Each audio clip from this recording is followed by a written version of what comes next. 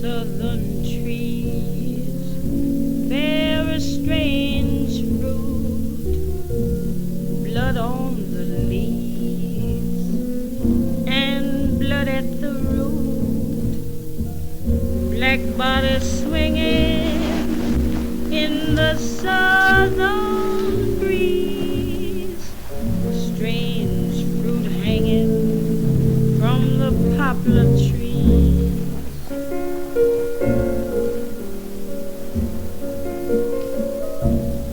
I hear, pray tell, some of you don't know me. Some of you never heard of Ida B. Wells Barnett. Allow me to introduce myself. I was born down in Holly Springs, Mississippi, back in 1862. I'm the eldest of 8 children, born to James and Lizzie Wells. I was born into slavery. Slavery was not born into me. Long about time I was 16 years old, yellow fever swept through Holly Springs. Killed my mother, my father, and my baby brother. I marched down to that local schoolhouse, told them I was 18.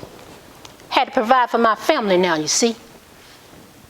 Shortly after that, moved to Memphis, Tennessee, making a little more money. One time I was on the train in Memphis. Conductor comes to me and tells me, "Get up.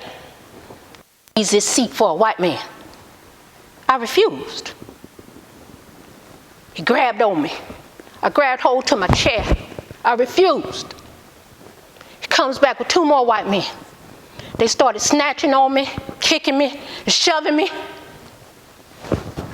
I refused. They physically threw me off that train. You know, that was some 70 years before Rosa Parks refused to give up her seat on that bus. Well, when I finally made it to Memphis, I decided to sue that rail company. Won $500. It was a lot of money for a colored woman back then. I never received a dime.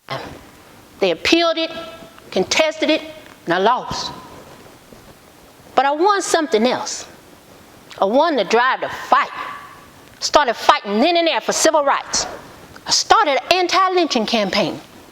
Started writing letters, writing books, traveling around the world. I went as far as Europe, speak on the atrocities. Visited upon this new Negro, this so-called free Negro, being treated worse than a slave. Well, I knew to have a voice, I needed to have a vote. Joined up with a group of women's folks, calls themselves the suffragists. We marched on Washington. We was marching for the right to vote. I was one of the first colored women to get into politics. I didn't win my Senate race though, but I like to think I paved the way for some of them coming behind me, for some of them to run, and some of them to win. I like to think that. Well, you know, I met up with another group of people. We formed an organization still going on to today. National Association Advancement of Colored People. NAACP. You ever heard of it? Long about 1990, they put my face on a postage stamp. How about that? Met a man named Mr. Barnett. We married, had 4 beautiful babies. But I kept rallying and I kept marching. Sometimes with a baby at my hip and one at my knee. But I kept speaking out about the lynching going on every day. So, should somebody ask you, have you ever heard of Ida B. Wells Barnett? Tell them, sure you have. She's an activist, suffragist, a journalist. She's a daughter, mother, and a wife. Ida B. Wells Barnett has been a fighter all her life. I am Ida B. Wells Barnett. It's been my pleasure to meet you all today.